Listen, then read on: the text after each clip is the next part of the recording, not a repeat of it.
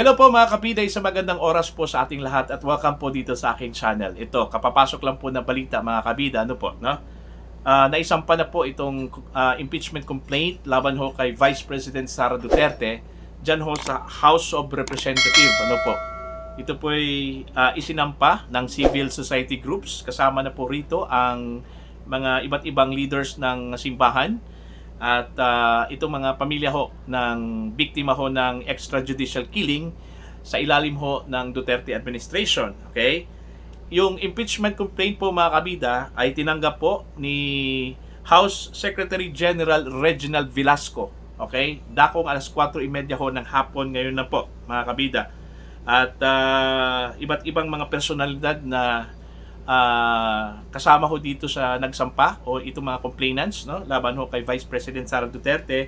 Kabilang ho doon si Father Robert Reyes, Father Flaviano Villanueva, itong si dating Senador Leila de Lima na siyang first nominee po ng mamamayang Liberal Party List, ano po, no? At ang grounds po, okay, ang grounds po na kanilang ginawang batayan dito ho sa impeachment complaints ay kinabibilangan ho ng culpable violation of the Philippine Constitution, betrayal of public trust, at itong high crimes. Ano po? Kasi isinali ho nila yung mga namatay noong extrajudicial killings, no? Sa ilalim ho ng war on drugs sa ama ho ni Vice President Sara Duterte, ano po mga kabida. Okay? So yun po, no? Ito pong impeachment complaint, by the way, ay inendorso po mga kabida ng akbayan representative, no? Na si Congressman Percy Sendanya.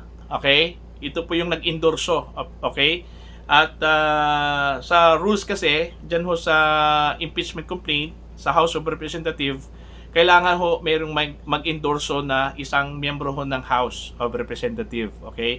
Para ho maging valid yung impeachment complaint, ano po. Pero marami pa pong dadaan ng proseso po ito mga kabida, okay? Hindi ho basta-basta po itong pag isinampa na dyan sa House of Representatives, tuloy-tuloy na po.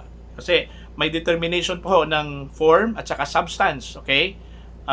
At ito po ay i-determine ng committee, no, na siyang ano tawag dito, na siyang determine kung may form and substance ba yung impeachment complaint na isinampa po ng civil society group o groups at inendorso po ng isang miyembro ho ng House of Representatives, ito ngang Akbayan Party List, no, representative na si Congressman Percy Sendanya, ano po, no?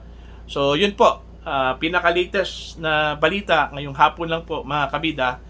At kung naalala ho ninyo, meron hong pakiusap po itong si Pangulong Bongbong Marcos sa House leaders, okay? Kabilang na ho dyan si House Speaker Martin Romualdez nga na sana hindi na ituloy kung meron mang plano hong impeachment laban ho kay Vice President Sara Duterte, sana ho hindi na po itutuloy po, no, ng House dahil ho ito po ay sagaba lang po ng mga plano ho ng gobyerno, plano ho ng Marcos administration para ho sa ikabubuti ho ng ating mga kababayan dito sa ating bansa mga kabida. Pero so far hindi pa natin alam kung anong magiging tugon ho dito, although karapatan ho ng bawat isa, bawat grupo na magsampa ho ng kaso, no, diyan ho sa House of Representatives. Titingnan na lang po natin ito mga kabida sa magiging form and substance po ng impeachment complaint, ano po. Kung meron hong form, doon dadaan siya doon sa substance, kung may substance ba yung reklamo na isinampa po dyan sa House of Representatives. Ayan. So, abangan na lang po natin yung magiging resulta dyan ho sa impeachment complaint na isinampa ngayong hapon lang po, no? Sa panig ho ni Vice President Sara Duterte, may statement siya one time na pag ito po'y matuloy yung impeachment case, walang problema ho sa kanya, kaya ho nilang o kaya ho niyang depensahan yan, ano. Ang mahirap lang kasi diyan mga kabida pag ito'y mai-transmit na sa Senate, no? Kasi ho diyan ho sa Senate, yung mga miyembro ho ng Senate, mga kabida, ay tatayong judge po, no? Sila po yung tatayong judges sa naturang impeachment case, ano po, no? At hindi basta-basta yung magiging role ng Senate diyan. Okay? Pag sinabi hong judges, kailangan hong titimbangin ho nila yung mga ebidensya pong ipepresenta po ng mga prosecution o yung prosecution panel, ano po. Kasi ang proseso kasi diyan mga kabida, mag-appoint o mag-designate itong house ng miyembro ho ng prosecution panel. Okay? At malamang mga abogado talaga yan. Ano po?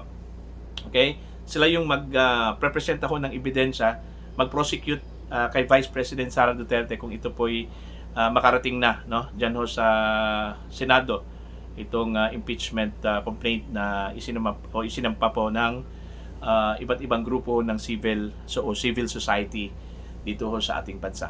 Ayan po. So, yan ang update mga kabida para ho sa inyong mga comments. You can comment down. And sa mga hindi pa nakapag-subscribe, you can subscribe dito ho sa aking channel. Okay? Just click the subscribe button and of course, click the notification bell para ho ma-update o updated kayo sa aking mga uploads. Maraming salamat po sa inyong lahat. God bless. Audio Jungle.